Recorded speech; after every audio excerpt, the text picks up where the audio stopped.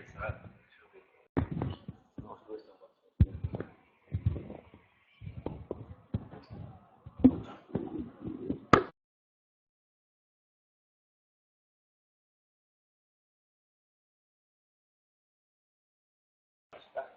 Eu acho que a Andrea já ligou. A Andrea já falou para seguir.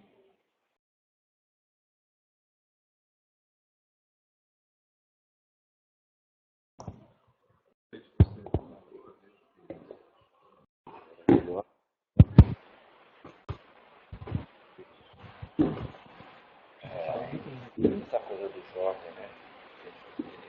Chegar aqui, pra É frente, porque ele passa mal um dia, porque ele chega aqui vermelho. Assim. Nossa. caminhada. Eu hoje em dia já estou com essas preocupações, sabia? Planejar o que eu vou caminhar. Gostei muito de caminhar, mas Você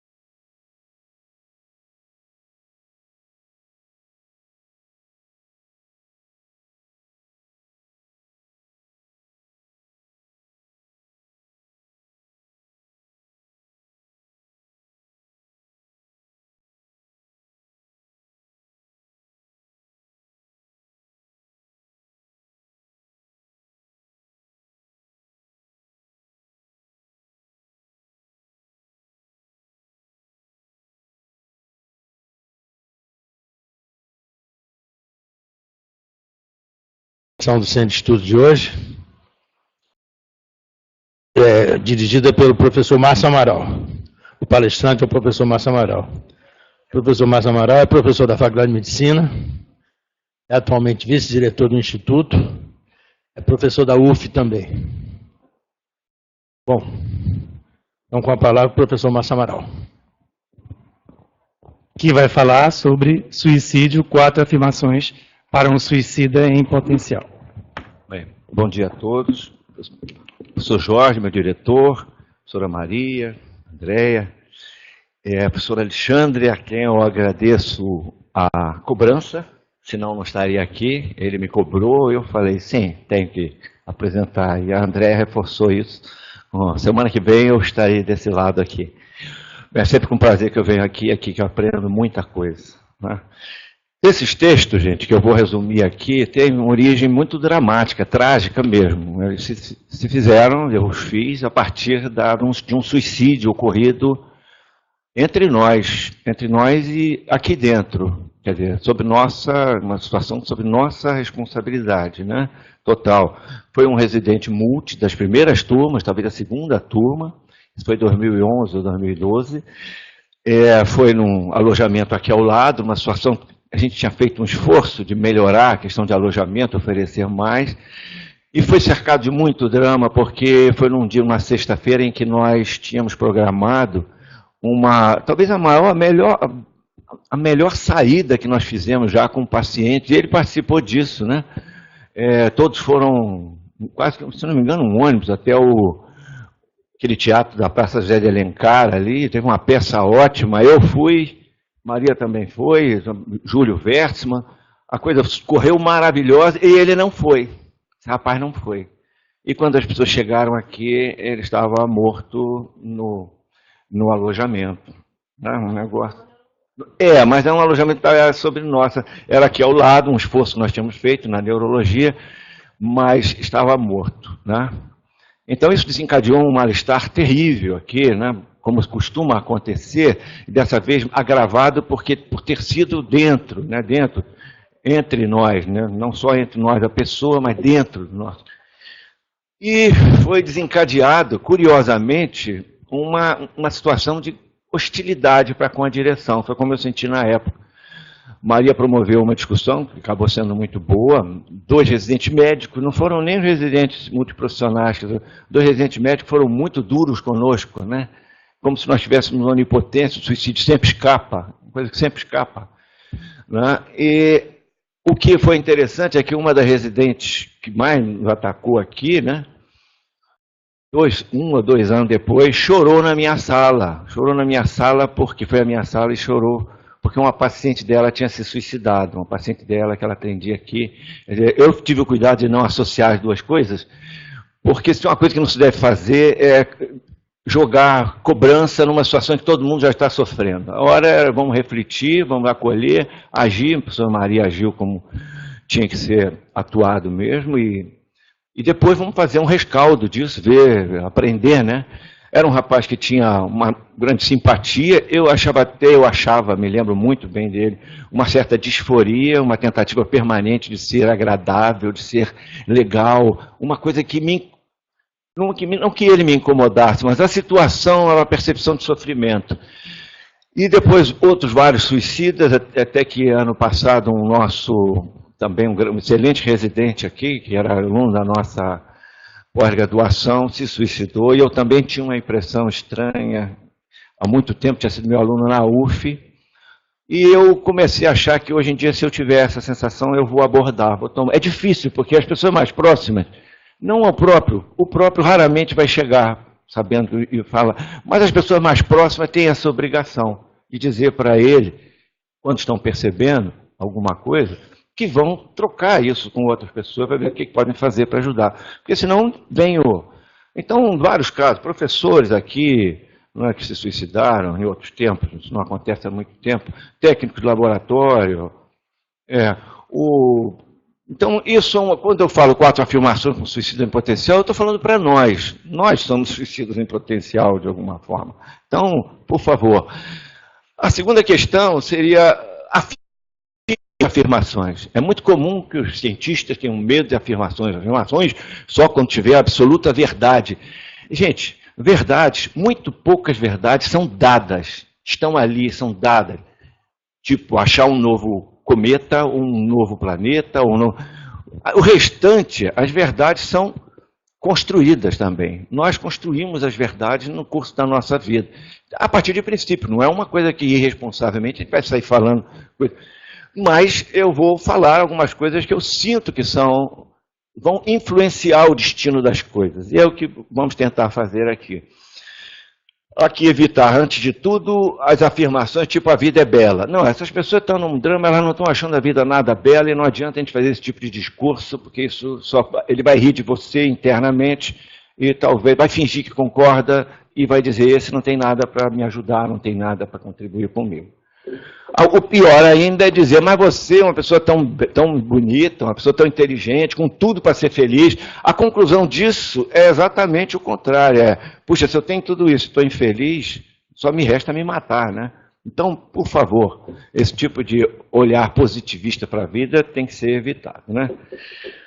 Bem, há uma imagem muito equivocada que a ABP divulgou na sua cartilha sobre suicídio, né? Como se o suicida estivesse na contramão, como se o suicida tivesse que participar da manada, tivesse que voltar a olhar todo mundo na mesma direção, como se o suicida não tivesse nada a nos ensinar. Gente, o suicídio é cheio de paradoxos, né? E há duas situações na história da humanidade que são marcadas pelo suicídio, e o suicídio mudou o curso da história. Não é um suicídio tipo do Getúlio, não, estou falando de suicídios em massa. Na República Democrática Alemã, Alemanha Oriental, a situação, um ambiente de tal opressão, vocês podem ver isso no filme chamado A Vida dos Outros, que as taxas de suicídio começaram a explodir, espremendo as pessoas de uma maneira. Ali tem os grandes herdeiros do nazismo, do ambiente. Não é do nazismo que o soviético fosse nazista, não é isso. Mas eram os alemães que não abandonaram de todo a mesma prática. E ficou um ambiente terrível. Os agentes provocadores eram a regra. Se você falava com alguém, as pessoas chegavam perto de você e começavam a falar mal do governo. Você já ficava com medo porque achando que esse é um agente provocador. Se eu concordar, estou ferrado. Isso está voltando no mundo. Pois bem, os suicídios atingiram tal magnitude que o governo deu a ordem de não se divulgar mais taxa de suicídio. Isso foi um escândalo no Ocidente, década de 70, eu estava na faculdade de medicina, me lembro da valorização que dei a isso. Né? Isso foi um escândalo mundial e serviu para abalar um certo tipo de regime. O outro é o Iraque, gente. Pouca gente sabe, mas um dos fatores primordiais para a saída dos americanos no Iraque foram os suicídios entre soldados. O suicídio entre soldado americano era na faixa de 5 para 100 mil, que era mais ou menos metade das taxas, ou um pouquinho menos das taxas americanas em geral. Pois bem, as taxas de suicídio dos soldados, ao chegarem lá, foi subindo de tal ordem que em julho de 2010, isso pode ser verificado, eu mesmo já reportei, aconteceram 30 e poucos suicídios. Isso para 300 mil, 400 mil soldados. Isso fazendo as contas, dá quase 100 soldados por ano, fazendo uma projeção por ano, um mês, 300 e pouco num ano, e você chega a uma taxa de quase 100 suicídios por 100 mil soldados. Quer dizer, então, é uma taxa... E morreram muito mais americanos por suicídio do que por confronto. Então, eles tiveram que sair. Isso é triste, é terrível, mas é lindo, gente. É lindo porque eu prefiro encontrar outras formas de lutar contra a barbárie. Mas os soldados, às vezes, não têm como. Eles chegaram lá com essa ideia de que vão salvar o mundo, a democracia, as armas de destruição em massa, e começaram a cometer atrocidades com famílias inteiras, né? E depois isso volta. Não tem como não voltar. Por isso eles ficam querendo inventar os Robocops, pessoas que não vão ter sentimentos. Felizmente não têm conseguido, né? Bem, e aí vem Balzac, o Encontro na Estrada. Imaginem-se no Encontro na Estrada, é o que acontece nesse livro chamado Ilusões Perdidas. Um suicida, um jovem de 20 e poucos anos, vai se suicidar, mas ele não quer se suicidar e o corpo dele aparecer, ele quer simplesmente desaparecer. Ele encontra um lugar que tem uma terra que afunda e ele vai ali desapareceu, o corpo dele não vai ser encontrado. Né, no subúrbio de Paris. E aí, ele, quando está nesse processo de indo para lá, para uma carruagem próximo, salta um senhor, que é um homem do seu tempo, um iluminista, mas ao mesmo tempo religioso e diferenciado, e quando sai para fumar, ou talvez fazer outras coisas, e se afasta, dá de cara com esse rapaz, que vai se suicidar. E começa a falar com ele, se impressiona não só com a beleza, mas com a palidez, e percebe que alguma coisa de muito dramática está acontecendo, e começa um diálogo. E aí ele faz essa pergunta: o que você fez para morrer? Quando ele diz que vai... Quem o condenou à morte? Ele diz: um tribunal soberano, eu mesmo. Realmente, esse tribunal não tem apelação, né? Porque é o próprio se condenando. E aí ele fala: criança, você matou alguém? E depois fala uma coisa que é muito importante, que eu vou usar. Não só a ideia do encontro na estrada, quanto você vai poder se matar a qualquer momento. Por favor. Então, se você adiar essa decisão, talvez você tenha uma nova oportunidade, um caminho. E isso realmente acontece. Esse rapaz acaba sendo como que apadrinhado. O mais trágico da história é que esse mesmo rapaz, anos depois, num outro livro, Balzac fez A Comédia Humana, né, que são vários livros com personagens que perpassam, ele vai se suicidar num outro livro mais adiante, algum tempo após. Aí vocês vão me perguntar, vão ver aqui, que eu quase que só falo de romancistas, poetas e alguns filósofos.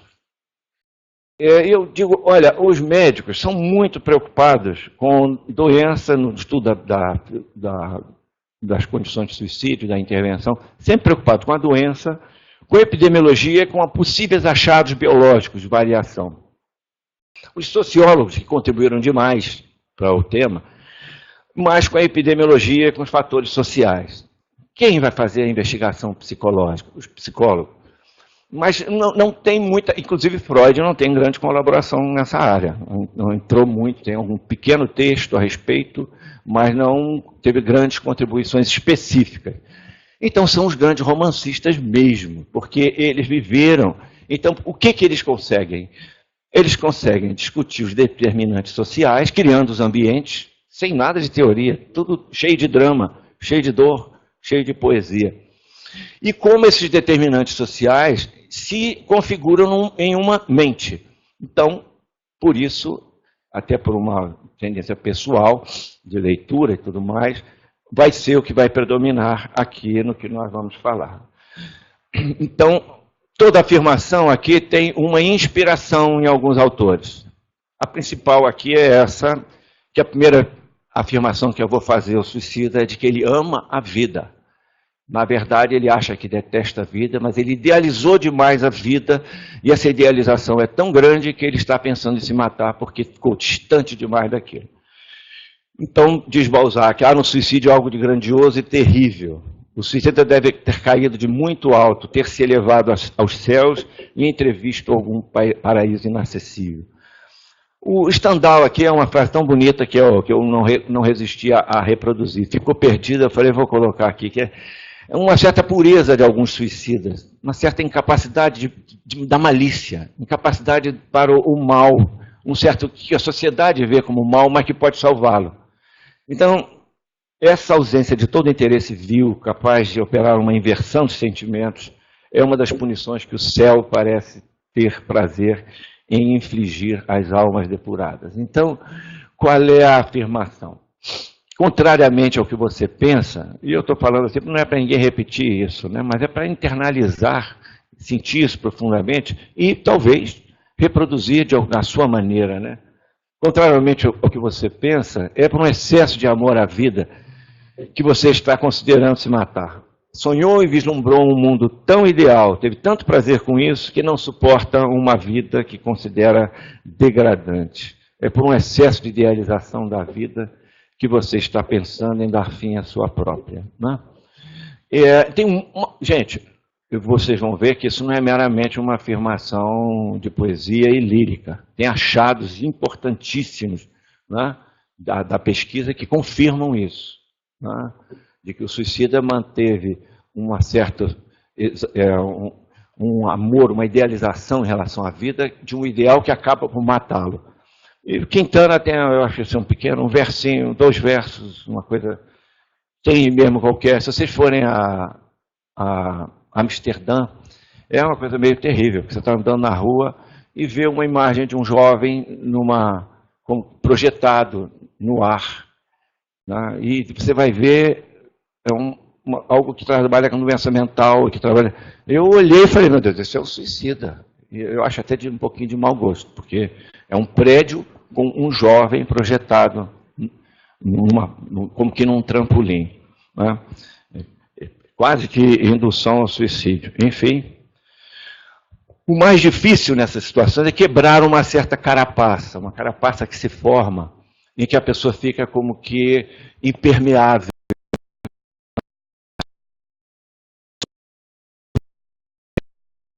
às verdades e tentar encher aquilo de poesia como forma de quebrar aquela carapaça. Uma coisa interessante é que essas pessoas parecem que melhoraram nos últimos dias. Tem pelo menos uns 4 suicidas que eu acompanhei, um deles em tratamento e outros em várias situações que me foram trazidas, que deram a impressão de ter melhorado nos últimos dias. E o entendimento que eu tenho disso ficaram anos, meses, numa situação de paralisia por conta de um choque interno. Isso é o que gera mais sofrimento. Um dia se tornaram pessoas de ação.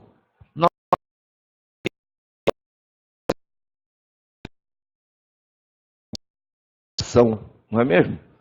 Hoje eu estou fazendo tanta coisa, estou cheio de ação, minha atividade no mundo está mudando as coisas. Então, essas pessoas, subitamente, eles se tornam de novo uma pessoa de ação. Mas a pior de todas as ações, né, que é dar um fim à própria vida. Não vou citar exemplos, porque não temos tanto tempo para isso. Uma prova dessa questão do amor à vida é que quase todo suicida, quando tenta suicídio, e a mais determinada foi de uma pessoa que se atirou da ponte Rio-Niterói, fraturou todo e ficou lutando para viver com um braço só até ser recolhido. Né? Mas há um caso que é terrível, que é o de Antero de Quental, que conseguiu se suicidar com 2 tiros. Ele não era muito hábil com revólver, foi para uma praça, um grande poeta, amando a... Esse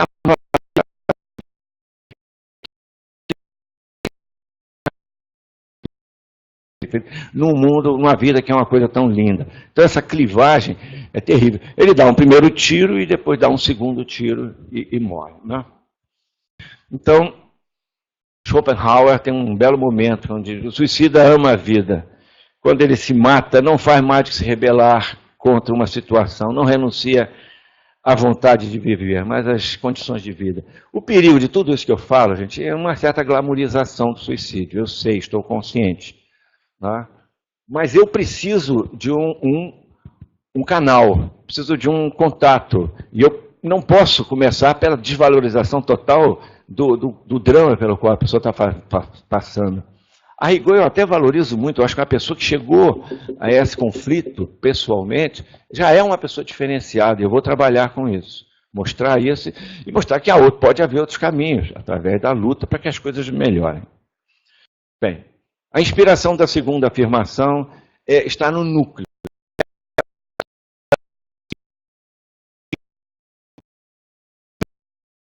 O drama, a grande bomba a ser desarmada no suicídio, que é uma pessoa, um jovem, um conto curto, que de repente é família rica, grande investimento social nele, e de repente tudo começa a dar errado, e ele está somente perdendo dinheiro em tudo que é tipo de jogo, e ele se mata, e deixa uma...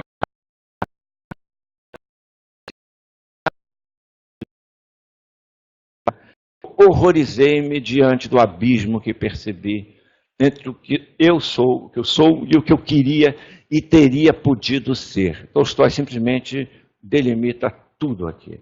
Então, diante disso, a conclusão quase inevitável é eu não mereço viver. Né? Uma coisa importante é pensar que o suicídio seria impensável se o eu não fosse dividido. E quando Freud fala no eu, seus vários estamentos,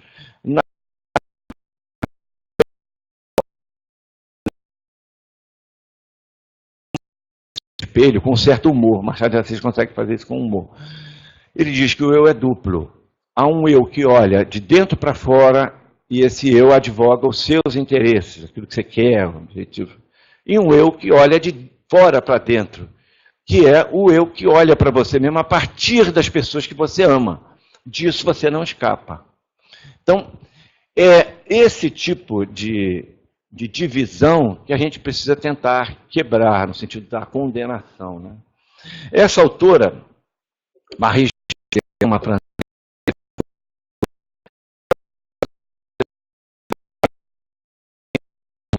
encontrou 3 fatores. Um, que os suicidas escreviam suas cartas no alto da página.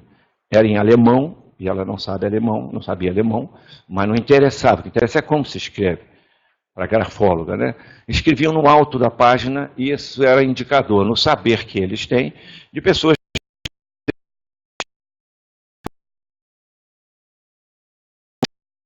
que ficam como que flutuando no ar.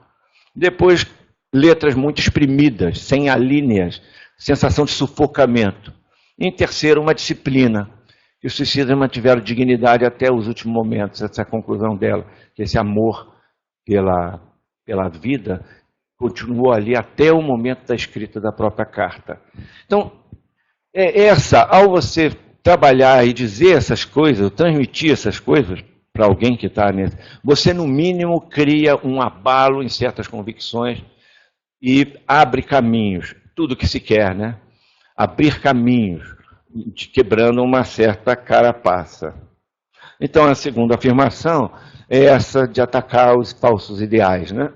Você está pensando em dar a sua vida porque criou ou aceitou um ideal de vida do qual se sente distante demais. Você precisa dele se libertar. É verdade, não vivemos sem algum ideal, é a dupla função do ideal do eu, Freud já tinha falado, né? Mas eles precisam encher de vida, ou preencher de vida a vida atual. Eles não podem parasitar a vida, né, a ponto de quase destruí-la, né? E aí Nietzsche tem uma sentença que eu acho muito boa. As pessoas ficam às vezes imaginando virtudes, e ele diz que as virtudes que não sejam humanas voltam-se contra os seres humanos. Ele continua a frase dizendo que virtudes que se perdem nas nuvens também se voltam contra nós. Então, as virtudes nossas, se elas existem, são nas nossas relações, e comparativo, não tentemos ser anjos ou pegar ideais fora de nós, de santos e coisas assim, porque com isso você só estaria se aproximando do suicídio. Então, a conclusão disso é que o suicídio é uma autocondenação à morte. Como é que nós vamos quebrar isso, né? Então você tem que excluir os suicídios altruístas, que são aqueles em nome de uma cultura, as pessoas que jogam aviões em prédios, as pessoas que cometem atos terroristas, sabendo que vão morrer, já a morte deles está implícita. Esses não devem ser de interesse médico, quando muito sociológico, antropológico, e psicológico, no sentido de entender como é que alguém chega a uma situação dessa, que nível de exclusão, que nível de ódio, tal. Mas não é uma questão médica. E o outro que também não deve ser olhado a partir desse ponto de vista da observação médica, é o suicídio que boa parte dos médicos cometem. É o suicídio dito ajuizado, racional. E Freud teria morrido assim, né? Pessoas que tinham uma doença crônica, de longa data, sem nenhuma perspectiva de melhorar, com perspectiva de muita dor, de empobrecimento da família, isso corresponde a 5 a 10% do suicídio, e elas decidem morrer, e Freud teria pedido, a coisa mais dramática é que o cachorro dele não se aproximava mais dele, ele estava cheirando a morte, então o cachorro... E aí ele pede ao médico, o seu médico pessoal, que deixe uma dose maior de ópio e toma e morre, né? Então, deixando de fora esses 2 tipos de suicídio, os demais, 90%, vamos dizer assim, são suicídios onde esse núcleo, essa bomba da autocondenação à morte precisa ser atacada, né? Um outro achado que reforça muito isso é de uma antropóloga americana, no Japão, a Ruth Benedict. Ela foi ao Japão estudar por que a história dos kamikazes, por que tantos japoneses estavam se suicidando, por que no final da guerra tantos se suicidavam e assim por diante. Depois de estudar muito, é um trabalho maravilhoso que faz parte do grande saber clássico atualmente. Ela percebe que lá o que predomina é a vergonha, o sentimento de vergonha. Enquanto que nos países, especialmente católicos, há uma premiação ao remorso. O remorso já é uma forma de começar a se identificar com um objeto, alguém que você prejudicou. Então, no remorso, você já está se reconstruindo. A vergonha não. A vergonha diz que você tem que se excluir, que você não merece viver, que você tem que desaparecer, que você desonrou seus antepassados. Por isso a gente, quando fala de muita vergonha, diz, eu tive vontade de sumir, entrar num buraco. Tem um monte de dizeres que dizem assim, né? Desaparecer. Então, de novo, essa questão da vergonha você não merece viver. Então a gente tem que atacar isso, porque tudo isso vem de ideais que se voltaram contra o ser humano. E que em algumas culturas são entranhadas naquela cultura, não é só uma questão individual. Isso não é só de japonês, tem brasileiros que são assim, mas não é uma coisa que seja a marca de uma sociedade. Né? A marca da sociedade japonesa era e parece que continua sendo, harakiri, aquelas coisas todas do suicídio, como evitar uma situação vergonhosa. Você não merece viver caso... Então, passemos à terceira afirmação com a sua inspiração. Aqui vamos falar de Rousseau. Uma lógica terrível, gente. Cuidado com a lógica. A lógica não é a favor da vida. Tá? A lógica, se você quiser dizer, a lógica é que todos nós vamos morrer, que tudo isso pode ser uma perda de tempo. Então, cuidado. A lógica não constrói nada, não cria nada. E às vezes mata. Né? Então, a lógica que ele... E dizem que ele se suicidou, Jean-Jacques Rousseau, né? É uma coisa que... Então ele faz uma equação terrível, que é quando a sua vida é um mal, quando nossa vida é um mal para nós mesmos, nós sentimos assim, e não é um bem para ninguém, é permitido que nós dela nos livremos. Ele está discutindo até do ponto de vista religioso, porque as religiões em geral condenavam, né? Bem, eu vou valorizar de cara isso, porque tem muita lógica, eu não posso chegar e dizer que isso é bobagem. Não. Mas eu vou quebrar isso. Quebrar como? Vocês já ouviram falar nos sobreviventes do suicídio? Não. Tem um grupo brasileiro, infelizmente eu não sou muito bom de articular isso, tive um contato, mas a partir de publicações. Mas os sobreviventes do suicídio, eles são muito perspicazes. Fica parecendo que são pessoas que tentaram suicídio, né? Mas não é. São todas as pessoas que eram próximas àquele que se matou. Parentes, amigos. Então... essas pessoas sofrem terrivelmente no passar do tempo. Então, você já começa por abalar a ideia de que o suicídio vai livrar os outros de um problema. Não, vai criar um problema muito maior. Né? Então, nós temos que abalar essa crença. Vai estar todo mundo melhor sem mim. E cuidado com as conclusões muito racionais. Né? As situações, existe um suicídio racional, e eu já falei a vocês a respeito. Mas aí vem o nosso... querido Dostoiévski, no seu livro Os Possessos, né? Quando ele fala dessa coisa de uma ideia que devora a pessoa. Tem 2 suicídios, a obra dele é cheia de suicídios. Então há um diálogo entre um que diz que vai se matar, que está cultivando a ideia da morte, que a grande questão da vida é se matar e tal, antecipando Camus, que dizia que a morte era a grande questão da... Por que ou não manter a vida era a grande questão da filosofia. Então, esse amigo desse que diz que vai se matar, diz exatamente isso para ele. Eu não compreendi nada da sua teoria, porque tinha uma teoria para provar por que ele tinha que se matar. E diz, com muita perspicácia, não foi você que devorou a ideia que devorou você. Né? E mais adiante ele fala de um outro, Stavrogin, que vai se matar também no livro, e diz, aquele também é devorado por uma ideia. Né? Engraçado foi que eu recebi essa semana, lá na internet, uma frase de uma dessas estimuladoras do empreendedorismo. E aí o que ela diz? Domine seus pensamentos ou eles te devoram, ou te devorarão.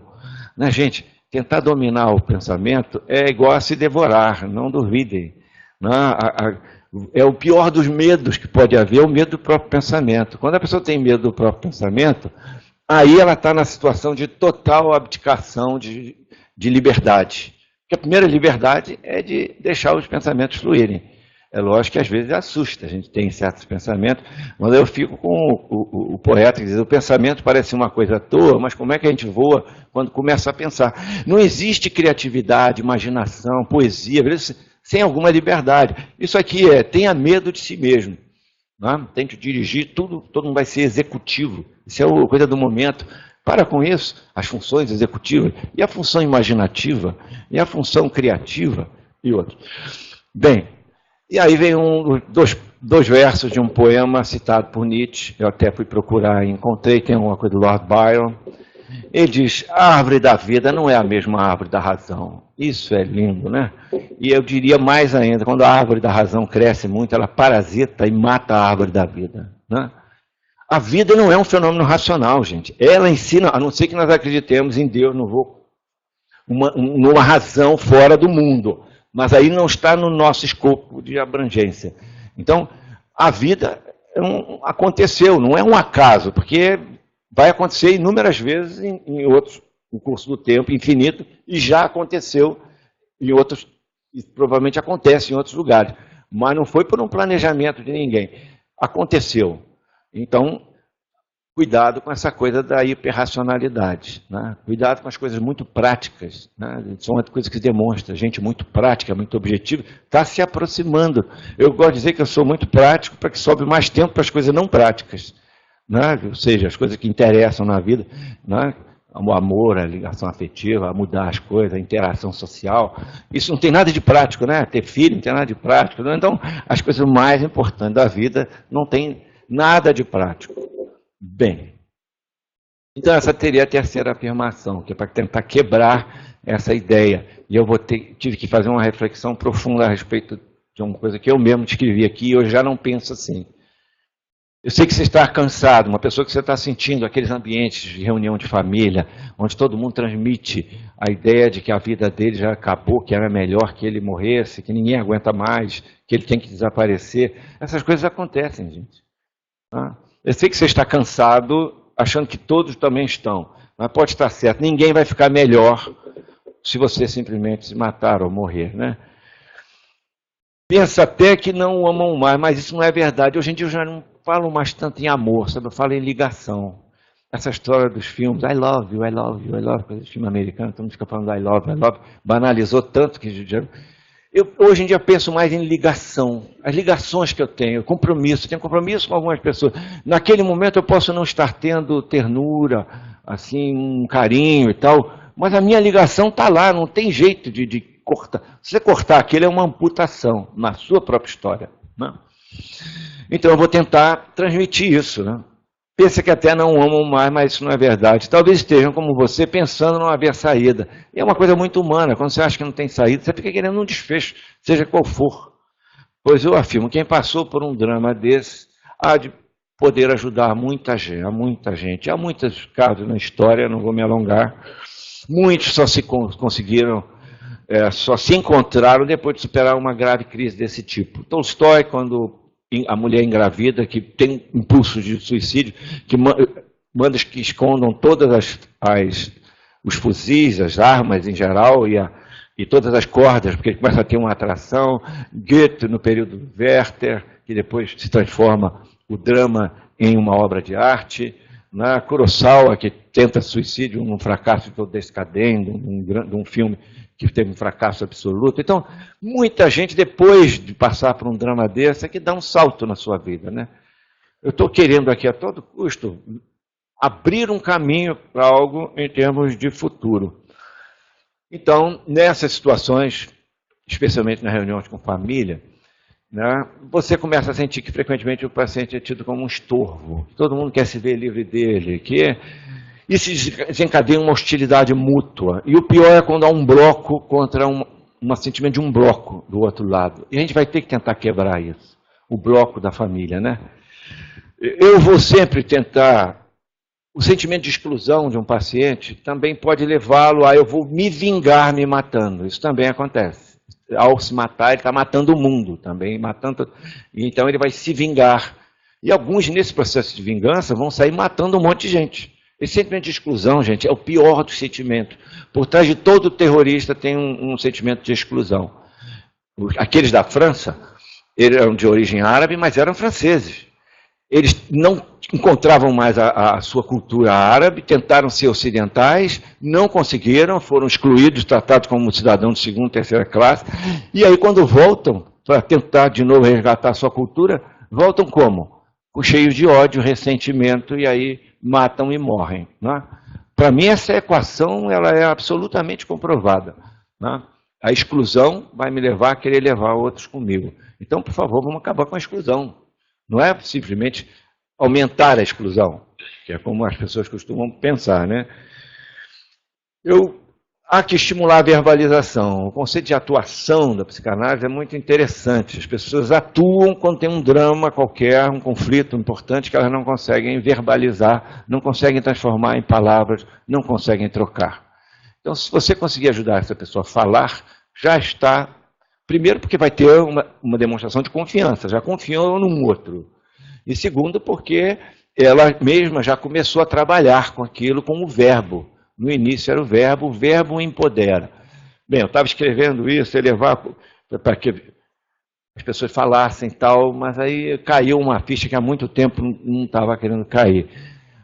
Também, se forem reuniões grandes de família, isso outras pessoas vão ter que fazer esse trabalho, não sou eu, não é o psiquiatra, e talvez não seja nem o psicólogo. Ou pode ser o psicólogo se tiver uma formação específica, um assistente social, que é estudar um pouco a situação da família. Observar essa dureza da família, perceber quais são aqueles que são um pouco mais acessíveis, quebrar esse bloco onde todos ficam submetidos ao poder de um. Mas isso não é a minha área. Eu, de repente, comecei a pensar que as pessoas... Então, nesse tipo de intervenção, há que pedir um apoio, não é meramente sair falando, todo mundo sair falando, porque às vezes a hostilidade atinge tal nível que pode piorar as coisas. Bem, às vezes se você percebe que a comunicação pode aumentar, ótimo, mas às vezes é somente uma detente, quer dizer, uma tentativa de diminuir as tensões, ou seja, que as pessoas cobrem menos umas das outras. Né? Vamos à quarta inspiração e a gente entra numa fase final. Essa é uma sentença de Balzac também, a dificuldade pode ser o trampolim do forte ou a pedra do túmulo do fraco. Né? O perigo dessa frase é acharem que eu estou fazendo uma defesa da força. Eu gosto de dizer que eu adoro minhas fraquezas. Eu exploro quando eu estou sentindo fraqueza ali. E me dei conta de que é nos pontos fracos que todos nós crescemos.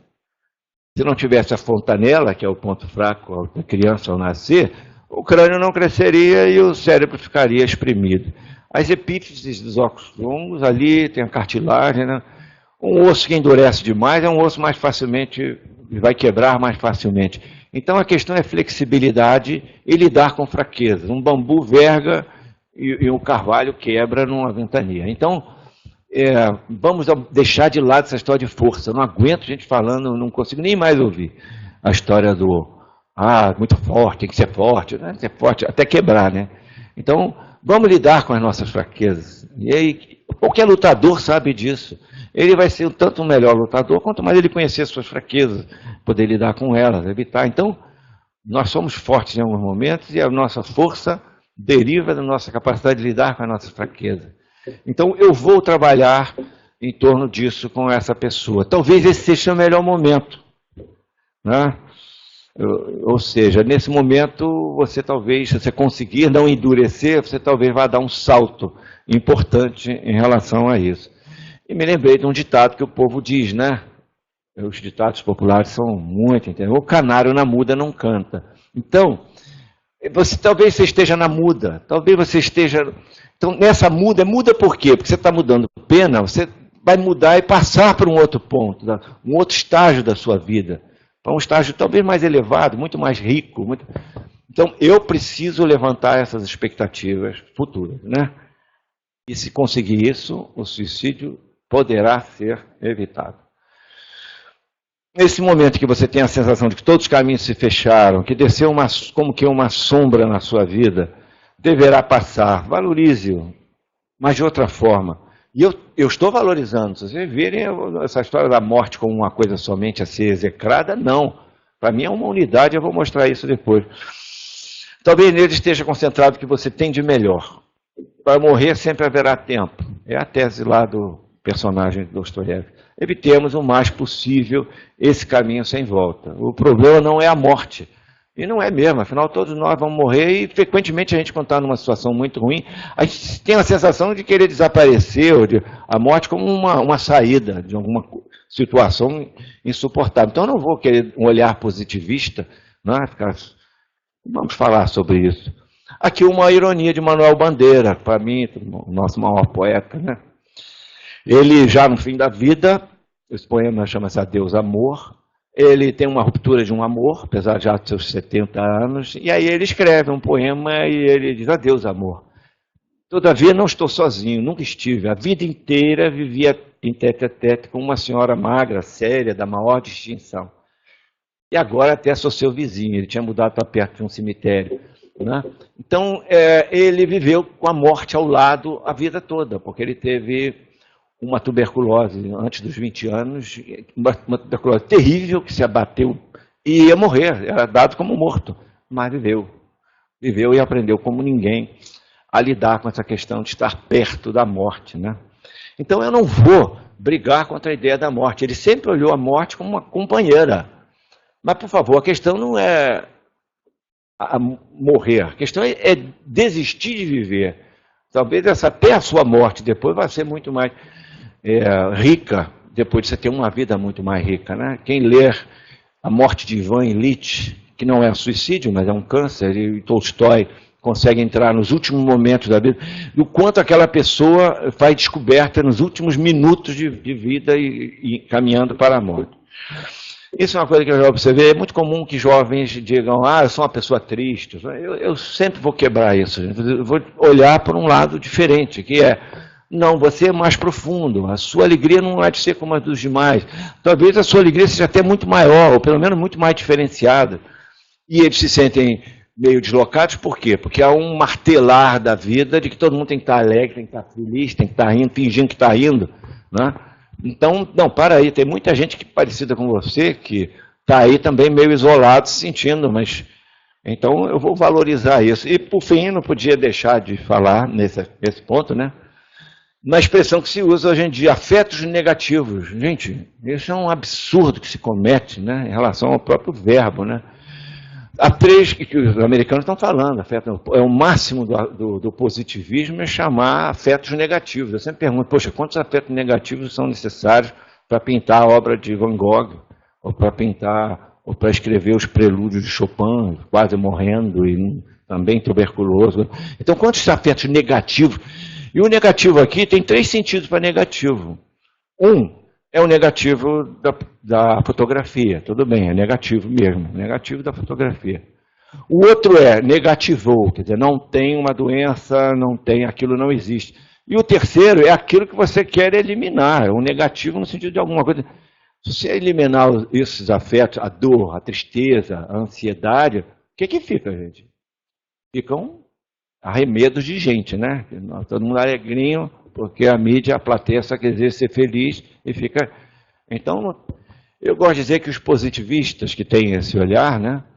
Eu acho que a ABP está cheia, isso é muito comum entre os médicos, né? Devem ficar fora do tema suicídio, porque só vão piorar as coisas. Agora eu vi um encontro entre Damares e o presidente da ABP para uma coisa contra o suicídio. Eu já sei, está hoje na internet, eu já sei o que vai vir. De um lado, condenações religiosas duras, endurecidas, que ela está lá, né? Não, e do outro, positivismo. Olhem todos para frente, vamos seguir em frente, você está desviando do caminho. Não pode, só vai acontecer é que isso vai induzir no suicídio. Né? Eu pergunto: existem situações sem solução? Às vezes, depois que acontece, eu posso até pensar, né, realmente, mas eu não tenho o direito de pegar essa ideia antes e concluir isso. Nós não temos esse direito. Nosso trabalho tem que ser, eu não vou me deixar tomar por essa ideia. Isso é apenas um fracasso meu. Aí eu, porque não estou conseguindo atuar e fazer nada, eu acho que aquela solução é insolúvel. Aquela situação é insolúvel. Então isso é uma onipotência tola, né? E depois, gente, podem saltar coisas de onde a gente menos espera. E então, quem somos nós para dizer que aquela vida realmente já acabou? Não. Há situações como em Crime e Castigo, em que a pessoa tem um resgate da vida, ou em Ressurreição de Tolstói, onde surgem soluções e caminhos onde menos se espera. Por fim, esse autor, Herbert Rendin, ele reforça muito tudo isso que eu tenho falado, e eu já tinha formulado e feito até uma hipótese, que tentei testar, não consegui até hoje. Ele estudando, é um psiquiatra, estudando por que os negros no redor de Washington se suicidavam menos da metade, tinham taxa de suicídio menos da metade da dos brancos, bem menos da metade. E ele foi estudar, ele levantou, tem um trabalho clássico, até hoje parece que está vivo. Ele concluiu que os negros, por conta da falta de investimento social, por conta da falta de investimento familiar, em termos de escola e tudo mais, em termos de profissão, tudo mais, sem nenhum preconceito, gente, sem qualquer laivo de preconceito, mas por esse pouco estímulo e investimento social, numa situação de fracasso, porque costuma ser associado ao suicídio, uma situação de fracasso, as pessoas podem se proteger com a ideia, não, mas não tive tanto investimento, não pude isso, não pude aquilo, não pude aquilo. Então, essa bomba do suicídio fica menos provável de explodir. Enquanto que os brancos, e eu ouvi isso, muitas famílias de classe média com dificuldade, que diziam para os seus filhos, eu paguei os melhores colégios, eu não ia para o cinema, eu não saía para jantar, só para te dar, de poder que você estudasse, quer dizer, e aí fica assim, não, e aí está você essa porcaria aí. Gente, isso é uma regra. As pessoas começam a fracassar nas famílias que têm essa coisa de um ideal, que depositam em um filho, e ele vai ter que cumprir aquilo, e a coisa mais dolorosa ainda quando ele vem de fora, né? Cheio de estudantes que vieram de fora, de outras cidades, que são o primeiro numa família a fazer faculdade, e ficam com vergonha de voltar diante de um fracasso. Esse rapaz, por exemplo, ele era do Espírito Santo. Depois eu levantei, eu tinha uma mãe com quem era muito ligado, e eu acho que ele se envergonhou de simplesmente dizer, não, eu não posso, nesse momento eu não posso, eu vou voltar, depois eu venho, poderia suspender, fazer a matrícula continuava, voltaria quando melhorasse, mas muita gente não consegue, se envergonha, e aí, num momento, a coisa pode explodir, nesse sentido de se destruir, né? Então, ele chamou essa hipótese de means versus aspirations, quer dizer, se as pessoas conseguem contrabalançar aspirações com os meios, o risco dela de se suicidar é muito maior. Mas quando ela tem aspirações muito altas e meios baixos, externos, o fato de ter poucos meios também pode protegê-lo. Agora, se a pessoa teve aspirações altas e investimentos muito altos e, de repente, fracassaram por quê? Porque, frequentemente, as pessoas pegam ideais dos outros, gente. Quanta gente fica carregando nas suas costas um ideal que é da família, que não é dele, que não tem nada a ver com a personalidade dele. Entre os médicos, isso é muito frequente. Os médicos têm uma situação de dinastia. Quase todo mundo tem um pai ou mãe que é médico, ou alguém que é admirado da família. Então, ficam botando, você parece com seu tio, vai ser igual ao seu tio, vai ser igual ao seu pai. E as pessoas ficam carregando aquilo e, frequentemente, vai esmagando. Bem, eu em 87, quer dizer, ia ser minha tese de doutorado, eu fiz essa hipótese, que tinha a mesma, não conhecia o Herbert Rendin, mas um dia me veio nessa coisa dessa condenação à morte, a partir da leitura de Tolstói e outros, que uma pessoa que começasse a vida em grande deficiência física seria protegida do risco de suicídio. Então, fiz essa hipótese, escrevi, mas não tive condição de fazer. Escrevi para uma associação, e tenho carta de retorno, uma associação sueca de deficientes por pólio, e recebi a carta dizendo, realmente, não tem suicídios entre pessoas que têm sequela de pólio. E estive lá e disseram, isso não foi escrito, mas foi dito, nós temos aqui hoje os sequelados de pólio e temos os sequelados por automóvel, que a situação parece, então estão na mesma associação. Entre os sequelados por automóvel, as taxas de suicídio são maiores do que a da população em geral. Um eu que se formou numa situação só que de repente se perde. Quem já ouviram falar no Menino do Rio, que foi uma canção que era um rapaz bonitão, tal, surfista, tal, sofreu um acidente de moto, perdeu uma perna, né, e se matou pouco tempo depois. Porque as pessoas frequentemente não aceitam esse ideal que elas criaram para elas mesmas, não aceitam uma situação. Mas se a pessoa é criada naquilo, ela, pelo contrário. Então, seria uma vantagem. Não estou fazendo nenhuma defesa da deficiência física, mas são fatos. Por exemplo, surdo-mudo, tem um monte de populações que podem ser pesquisadas. A melhor de todas seria a das pessoas que têm sequela por talidomida. Tem alguns milhares pelo mundo, né? Mesmo no Brasil. E eu aposto que não há um suicídio sequer entre essas pessoas. Tá? Isso, infelizmente, não consegui, não sou bom em articulação, não sou mesmo, então simplesmente fui lá e senti que tinha que fazer um certo tipo de coisa que alguém teria que assinar o artigo, não eu. E como é que você veio aqui? Porque cheguei lá sem indicação de ninguém, mandei uma carta, fui aceito e fui. E aí fui tratado como se fosse um aventureiro. De lá escreveram para as pessoas que conheciam aqui para dizer que me conheciam. Passei uma situação difícil. Achando que eu era super virtuoso, porque eu não tinha dinheiro de ninguém. Então, não, e lá o pessoal, não, quem é esse cara? Você é um aventureiro. E aí não, as portas não se abriram. De repente não saberam. E eu vi que esse não era muito meu caminho. Bem, seria isso. Deixa eu ver se tem mais alguma coisa. Não, dependendo da coisa. Então seria isso. Obrigado. São as 4 afirmações que...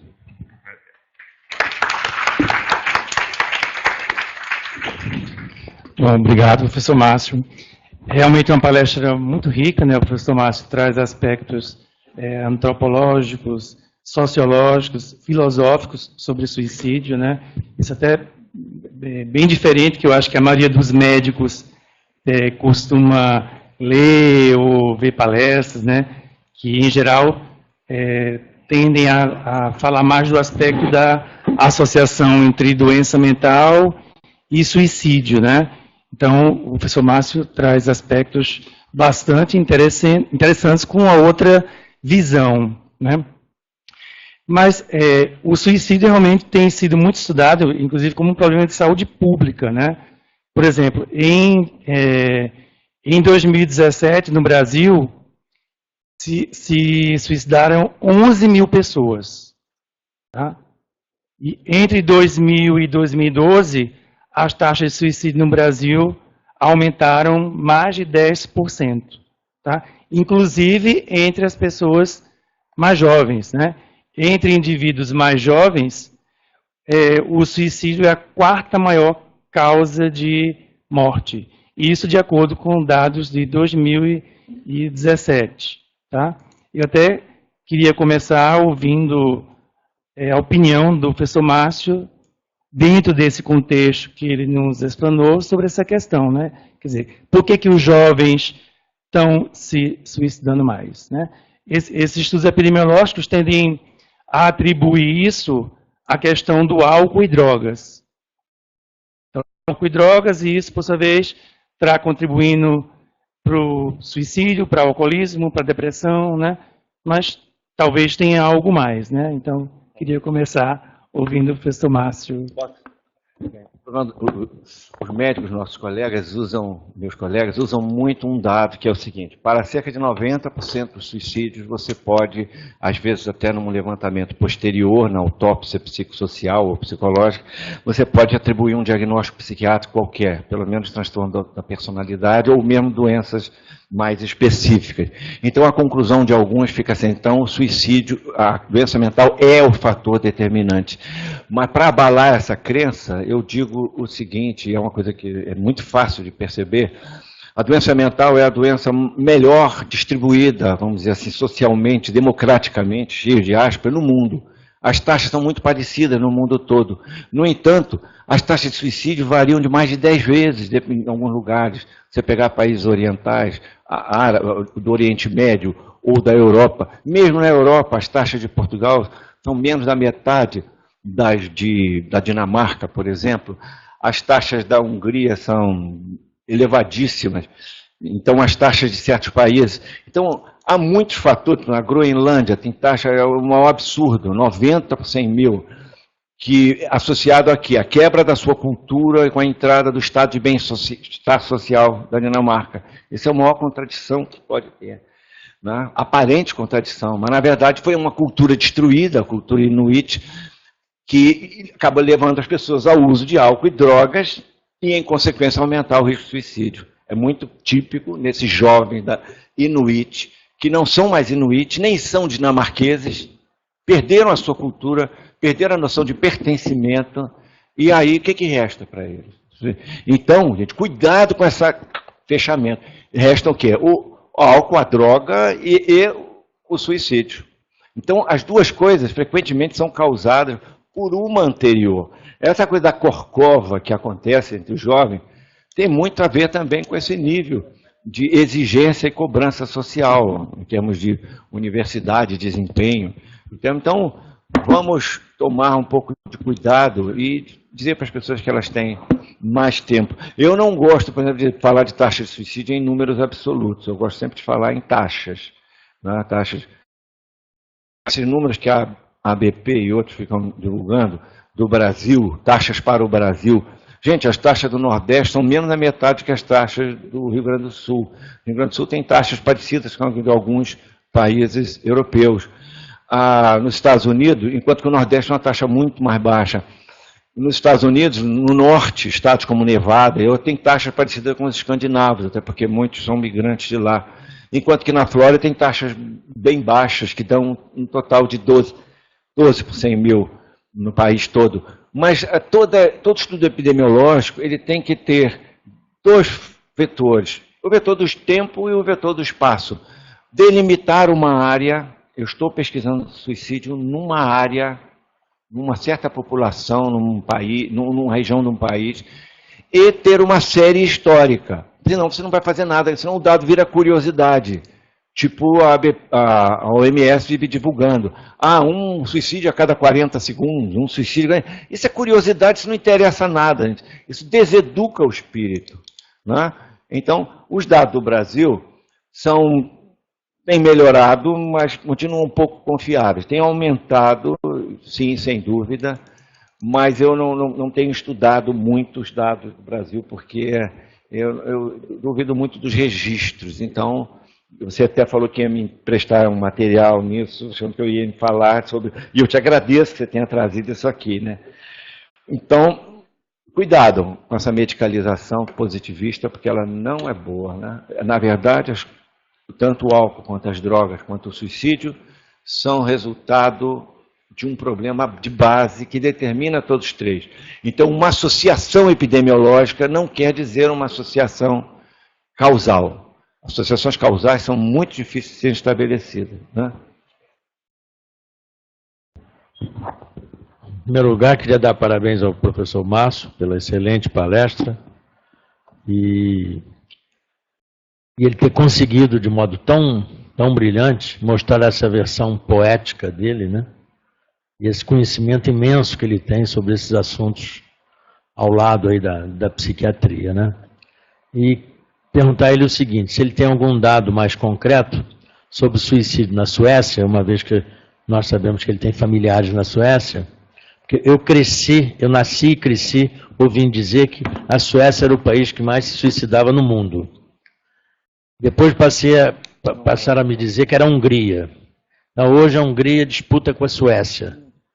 E eu queria saber se o professor Márcio tem algum dado concreto sobre o suicídio na Suécia e na Hungria. Eu agradeço, né, a pergunta, porque durante anos eu também tive essa impressão. Na verdade, os suecos mais pesquisaram, mais se interessaram, mais abordaram o tema e ficou essa... Nunca foi muito mais do que a Alemanha ou mais do que o Japão. E eu fui rever esses dados e vi que caiu. Está na faixa de 16, 17 por 100 mil, era 20 e pouco, 20. E eu tenho certeza, minha filha está se formando em serviço social, vou ver até se ela faz lá na Suécia, ver se ela faz um trabalho a respeito disso, ou se levanta dados. Tem a ver com a imigração. Tem muita imigração na Suécia. E os imigrantes têm dois fatores aí.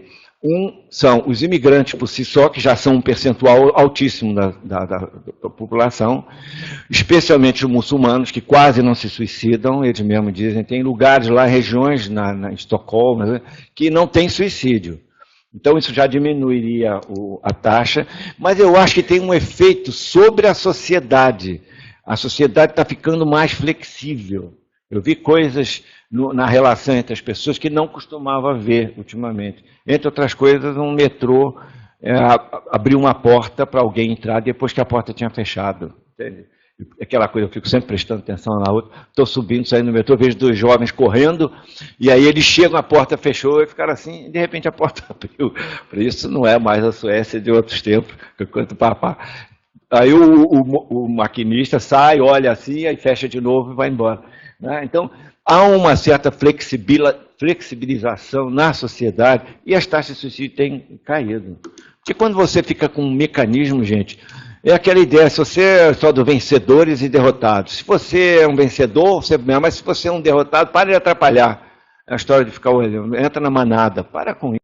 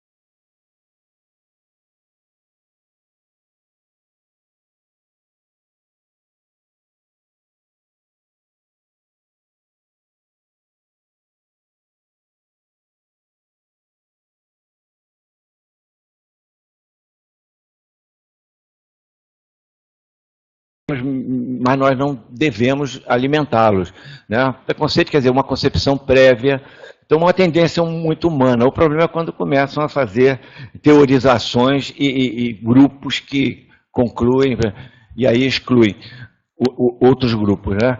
O Brasil, felizmente, ao lado dessa exclusão de um certo poder, vamos dizer, oficial, felizmente, os grupos que estão menos privilegiados, às vezes até excluídos, também são muito grandes. Então, eles também criam grupos de força que contrapõem.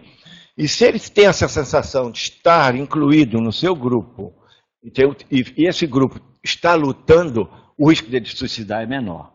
O problema maior está quando, por exemplo, um poeta, esqueci o nome dele, um poeta negro, simbolista, que só falava bem dos brancos e o negro era como se fosse uma coisa a ser execrada, ele mesmo. Esqueci o nome agora do poeta, grande poeta. Hein? Ou quando alguns negros ou índios começam a adorar a cultura do outro e se diminuir. Esse é o grande problema. Eu acho que a nossa riqueza em termos de Brasil é essa diversidade. E o que surgiu ultimamente é um horror, né? Tem um estímulo a isso, né? É um estímulo oficial a esse tipo de separação. Né? Surgiram coisas no Brasil que realmente me decepcionaram. Eu sou um eterno otimista, adorador da nossa cultura, mas fiquei chocado. Agora, essa correlação com o suicídio, dessa coisa da exclusão, isso não está tão estudado assim. Né? Então, eu não posso dizer. Eu posso dizer que, como no Brasil, os grupos ditos excluídos são muito grandes, eles também criam uma força e que combatem com os demais. Sofrem muita violência que eles sofrem, isso está aí, está nos dados, está na mídia e tal. Mas suicídio, eu não tenho essa autocondenação. O professor mencionou suicídio entre os índios e alguns estudos têm mostrado que tem tido um grande aumento, mas acho que isso é um tema para outro centro de estudos, né? Então agora eu vou abrir para a plateia, fazer comentários, perguntas, professora Carla de Mendes. Em primeiro lugar, elogiar o professor Márcio Amaral. Que bela palestra, assim, conseguiu acrescentar um tema que, em geral, fica muito na mesma coisa, né? Conseguiu abordar o tema, por exemplo, as sugestões do que não falar e do que falar são extremamente preciosas, né, para a prática. Queria só fazer um comentário que, na verdade, essa constatação que você fez de que pessoas que já nasceram doentes, eu observei também na minha prática no hospital. De deficiência física, com deficiências físicas, pessoas que já vinham com um problema, um handicap, um handicap, né? Desde criança, em geral, não pensam em morrer, em se matar. Até pensam, a morte, eu acho que está presente o tempo todo na vida dessas pessoas, mas talvez até por estar próxima demais, a ideia de se matar, eu não tenho observado, pela constatação que eu também tive, e seria interessante. É basicamente isso. Eu agradeço isso aí. Isso é um reforço enorme. Eu gostaria que alguém fizesse essa pesquisa. Bastante, não é difícil.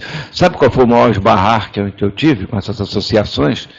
Porque é uma tendência, eu falo uma coisa meio delicada, é uma tendência a querer achar, só ver o prejuízo que aquilo pode ter e com isso ganhar. E as associações frequentemente são coordenadas por pessoas que não são deficientes. Na Suécia não era. E eu senti que aquela pessoa não estava abrindo nenhuma porta para mim.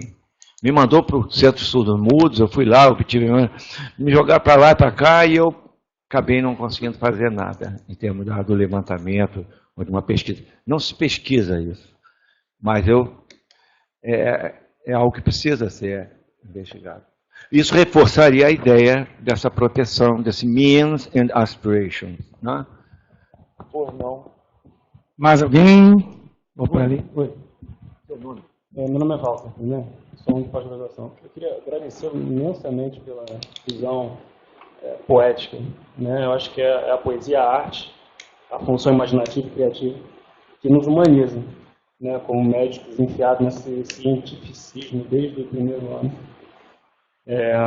E nesse sentido, eu queria fazer uma pergunta, uma reflexão, em relação, por exemplo, a um personagem, Werber, né? E se há uma espécie de fenômeno Werther, né, no suicídio, e principalmente um caso recente de Amsterdã, uma garota de 29 anos, tem um documentário dela de 30 minutos, para quem quiser ver no YouTube, eu não lembro o nome dela, mas algumas pessoas devem ter visto, já viu? Fala mais alto. Vou falar mais alto. Até agora você ouviu, né? Melhor. Então, essa garota de 29 anos, ela, sob tutela dos médicos, dos psiquiatras, fez o suicídio assistido. E a doença dela, a doença incurável dela, era a melancolia. Então, é um caso complicado, que está se tornando viral.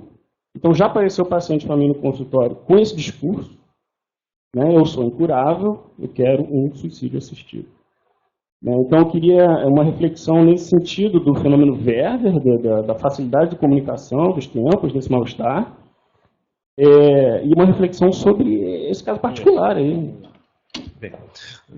Werther foi a maior expressão daquilo que ficou conhecido o mal do século. Ninguém sabe direito o que era o mal do século XIX, né, que perpassou o século inteiro, né, e era essa coisa de que a vida não faz sentido, mostrado de maneira poética, e foi acompanhado de uma verdadeira onda de suicídios entre jovens. Esse é um fenômeno que está até hoje muito verdadeiro.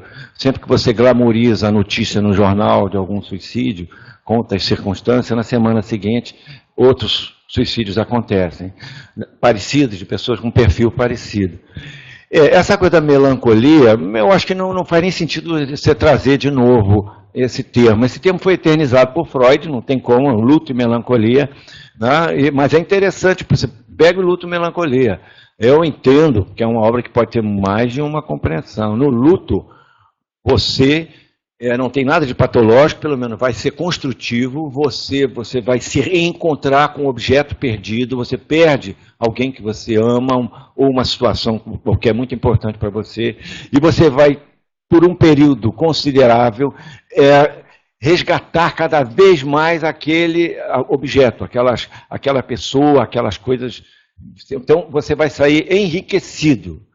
E na melancolia seria uma perda no próprio eu, a pessoa ao contrário. Pode ter outras compreensões, André, se quiser falar, né? E o que eu entendo, eu não sei se isso foi, eu vou até reler, eu quase reli agora esse texto em termos disso. Não reli porque tinha que fazer um monte de coisa. Mas o pior que pode induzir o suicídio é a sensação de que não é o perder o objeto amado, que isso faz parte da vida, perder. É a sensação de que você destruiu. Quando você destruiu, aí as pessoas... Porque tem gente que, quando está mal na vida, não sabe o que fazer, faz como o caçador tolo que não tem onde atirar, atira no cachorro. Está ali. Atira no que se mexe, atira no que está próximo.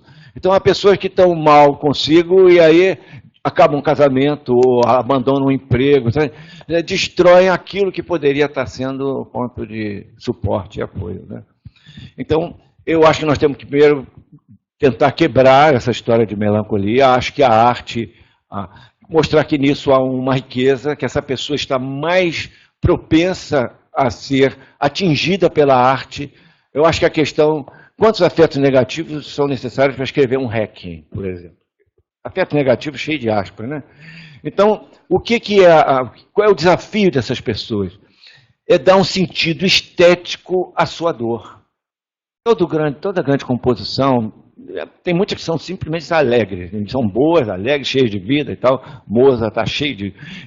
Mas a questão, nos dramas mais profundos, é dar uma dimensão estética à sua dor. Aí você vai fazer poesia, né? E vai construir e vai sentir que aquela dor tem uma riqueza. E você vai... A pessoa, com isso, o risco dela se matar é bem menor. Mas se ela está comunicando, já está um bom caminho aí. Não sei se responder. Não fique esperando também alguma coisa muito específica quanto ao que falar. Espere ver se o que eu falei aqui vai também proliferar alguma coisa na sua mente, e se isso pode ajudar. Bom, temos tempo mais para uma pergunta. Colega ali.